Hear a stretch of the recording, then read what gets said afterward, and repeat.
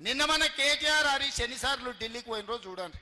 వాళ్ళ ప్రభుత్వం ఉన్నప్పుడు ఎప్పుడు పోలే, కేంద్ర ప్రభుత్వాన్ని ఏం అడగలే.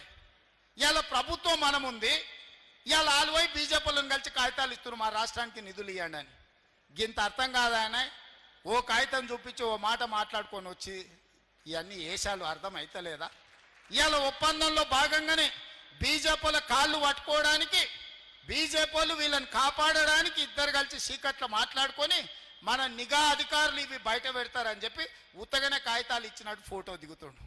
సిల్లి గవర్నర్ తెచ్చినవా? నితిన్ గడ్కరీకి కాగితం ఇచ్చినావు కేటీఆర్? హరీష్ రావు కలిసి వచ్చిండు, కేంద్రంలో ఉండే వాళ్ళని ఏమన్నా తెచ్చిండా? ప్రభుత్వంలో మమ్మల్ని అడిగిన ఏమన్నా నిధులు తీసుకురావాలని ఏమన్నా అడగాలా అని?